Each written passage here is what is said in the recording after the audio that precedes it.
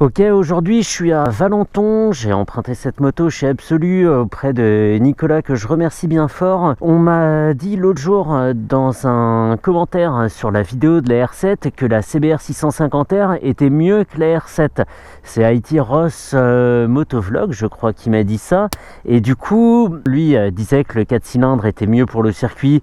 Ce en quoi je suis plus ou moins d'accord, il n'y a pas de problème, surtout comparé au bicylindre de la R7 qui est très tranquille. Par contre, pour tout le reste, j'ai été moyen d'accord. Je lui ai retourné que les cale-pieds notamment n'avaient pas changé de position par rapport au Roadster.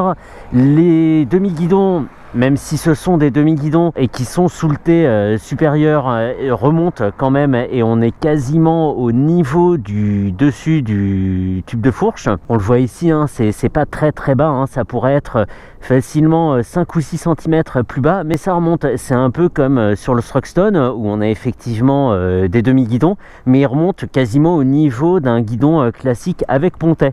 Techniquement, c'est la même chose que le Roadster, hein. Il y a 95 chevaux à 12 000 tours minute, donc ça c'est une valeur qui fait un peu rêver ceux qui regardent la fiche technique et qui se disent 12 000, ça sonne vraiment comme une moto de circuit.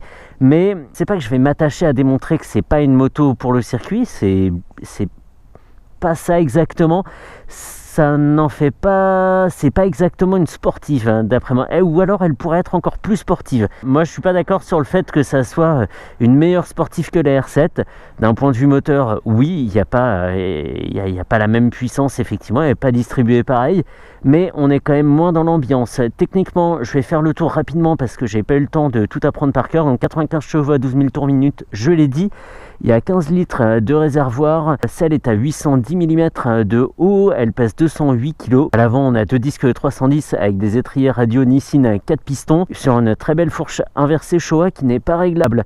À l'avant, une jante de 17 pouces avec un pneu de 120 de large et ce sont des Dunlop Sportmax D21 4F, si je sais bien lire, hein, normalement c'est ça. C'est une boîte 6, le shifter n'est pas proposé en option. À l'arrière, on a un pneu de 180 de large, le disque c'est un 240 mm avec un étrier Nissin simple piston. Le couple lui est dispo à 9500 tours et c'est une machine qui est proposée moins chère que la R7 puisqu'elle est à 9100 €, là où la R7 est 400 € plus chère à 9500 €.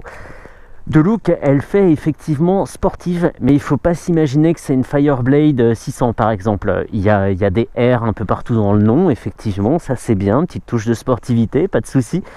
Mais ils auraient pu faire encore mieux et je pense qu'en termes d'ambiance à bord, donc le fait que les cale-pieds soit pas plus haut que sur le Roadster, le fait que la selle soit pas très haute non plus, on n'est pas en plongée sur le réservoir, on n'est pas en contrainte sur les poignets, même si effectivement c'est une contrainte, mais il manque quelque chose pour finir d'en faire une vraie sportive affûtée et meilleure que la R7. D'un point de vue mécanique, il n'y a pas photo, hein. Je l'ai dit, moi en plus je suis pro 4 cylindres, mais ça fait pas tout. Est-ce qu'il vaut mieux conduire vite une moto lente ou lentement une moto puissante? Une moto rapide on va dire. Moi je pense que je préfère aller moins vite mais avec tous les équipements d'une sportive, donc le shifter, la position qui va bien, moulé dans le carénage comme on l'a vu sur la R7, plutôt que d'avoir une moto plus puissante mais quelque part qui est à mi-chemin entre une sportive et un roadster. Voilà. De présentation, on est en terrain connu, hein. C'est le combiné à cristaux liquides vert sur fond noir du Roadster et de certaines autres motos de la gamme. La CB500 là aussi, hein, il me semble, et la CB500X aussi. Salut. Par contre, ce qui est très agréable, c'est d'enrouler comme ça sur le couple, tranquille. On est en seconde, on repart sur le point de patinage, pas trop de gaz. Et c'est un moteur qui est très bien équilibré, hein. Il y a 4 cylindres, donc moins de vibrations, beaucoup plus d'agréments d'un point de vue mécanique que sur le bicylindre de la MT-07 R7. Sur ce combiné, je vais le rappeler, hein, mais on trouve l'horloge tout en haut, le compteur, le compte-tour à gauche avec un indicateur de rapport engagé et des informations comme la conso instantanée, la conso moyenne. La conso moyenne s'établit à 3 litres 8. C'est pas mal quand même, hein, pour une machine de presque 100 chevaux. Celle-ci est bien rodée, hein, elle a un petit peu plus de 1000 km. Mais comme sur le Roadster, on n'a pas de bouton pour faire défiler les infos au guidon. On a un bouton Select et un bouton Set en bas à gauche, mais ça nous fait quitter la poignée de gauche. Donc pas super pratique et comme ça commence pas mal à se démocratiser, ça choque toujours un peu de voir une manipulation externe, on va dire. Ça enronne, hein, peinard, évidemment, donc ça c'est cool. Ce que je vais faire, je vais m'insérer, je vais aller faire de l'essence et puis après on s'amusera un petit peu parce que là j'ai plus d'essence. Si tu veux pas y aller, tu le dis, hein. C'est le feu rouge des bus, hein, mec, hein. Même la position sur le réservoir est pas du tout la même. On n'a pas ce réservoir qui remonte assez haut pour s'appuyer correctement dessus et on n'a pas vraiment l'impression d'avoir le nez dans la bulle. Je t'avais trop senti, toi, avec Clio blanche. Ouais, bah maintenant ça sert à rien de faire des courbettes, hein. On va pas faire ça d'ailleurs, on va... Comment est-ce qu'on va pouvoir revenir après? Je vais voir. C'est à partir de 6000 tours qu'elle commence un peu à se réveiller. Il faudra vraiment rester un rapport en dessous pour avoir le plus de pêche possible. Il faudrait, je pense, être dans les 7-8 000 tours pour pouvoir repartir de façon explosive. Sinon on aura un petit manque de couple dans cette plage là entre 0 et 6000 tours.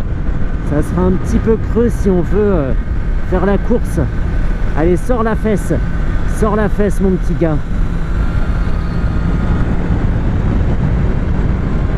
C'est pas mal, hein. C'est pas mal. C'est pas mal quand même, mais je gêne tout le monde.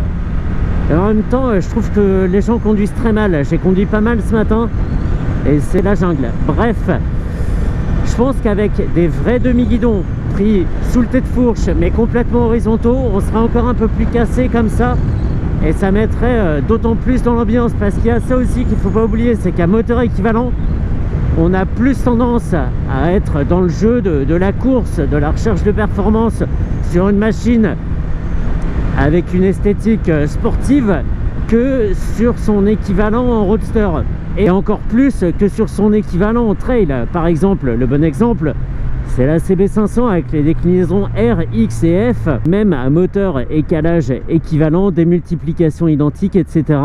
Et ben on cravachera plus sur la version sportive que sur ces dérivés roadster et trail. Donc il y a ça aussi, hein, qui peut biaiser un petit peu la vie. La vie L''VIS, hein, pas la vie the life, quoi. Il faut garder tout ça à l'esprit. Et même si c'est une moto qui est assez musclée, hein, il y a du couple, on est sur un 4 cylindres, ça on peut pas se tromper. Est-ce qu'elle est meilleure sportive qu'une R7 qui est équipée vraiment dans l'optique de faire du circuit? Et bah pas d'après moi, mais en même temps ce n'est que mon avis, hein, voilà. IT Ross, je veux pas être désagréable, hein, mais faudrait vraiment essayer les deux, la R7 et la CBR 650R, et heureusement ce sont deux motos qu'on trouve facilement en démo pour se faire une idée aussi, parce que la puissance ça fait pas tout et la fiche technique ce n'est que du papier, hein, faut le rappeler. Après c'est beaucoup une histoire de sensation et de pas de mise en situation, parce que c'est pas exactement ça, mais de décorum, on va dire. C'est une position, c'est une bulle serrée, c'est un carénage qui revient vraiment le long du pilote. Je disais de la R7 qu'elle était moulée sur son pilote, c'est vraiment ça. Et ça aide d'autant plus à se mettre dans de bonnes dispositions. Et encore une fois, c'est aussi une histoire de pilotage, hein. On peut être sur une 400 cm3 et manger des mecs en sportive mid-size, parce que c'est aussi une question de technique, de mise en confiance, etc. etc. Ouais, c'est ça, 6000 tours pour se réveiller, ouais. Je dirais pas que c'est la position du roadster, mais on n'en est pas loin. Le dos est droit mais incliné vers l'avant.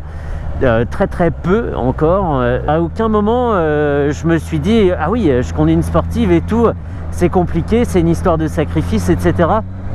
Bah pas avec celle-ci, pas avec celle-ci. Je dis pas qu'on peut pas faire de sport avec, mais c'est un vrai compromis, mais c'est pas pour ça que les gens ne s'ennuieront pas à son guidon sur circuit, hein. Donc voilà, hein, pour cette version sport, enfin sport coursifié du Roadster, le mec qui cherche les ennuis. Non, en fait, c'est une sportive, mais pas pour les mêmes raisons que la R7. On peut pas dire, ou qu'une autre, hein, que ce soit la RS 660 ou autre chose, on peut pas dire celle-ci c'est une sportive et la Yamaha c'en est pas une. Elles n'ont pas les mêmes arguments, elles ne sont pas pensées de la même façon. Et déjà, rien que par l'architecture moteur, bon, voilà. Ça peut pas être aussi tranché que ça en fait. C'est juste deux machines pensées différemment et qui offrent des sensations différentes. Les R7, on s'assoit dessus à l'arrêt, on est déjà dedans. Ici, il faut démarrer, il faut cravacher un peu pour sentir le gros ronron du 4 cylindres. Et là, effectivement, ça fonctionne. Mais c'est pas pareil.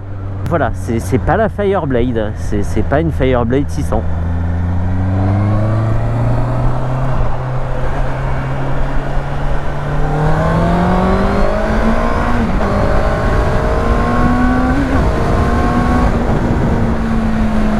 C'est ça, 7000 tours, c'est cool.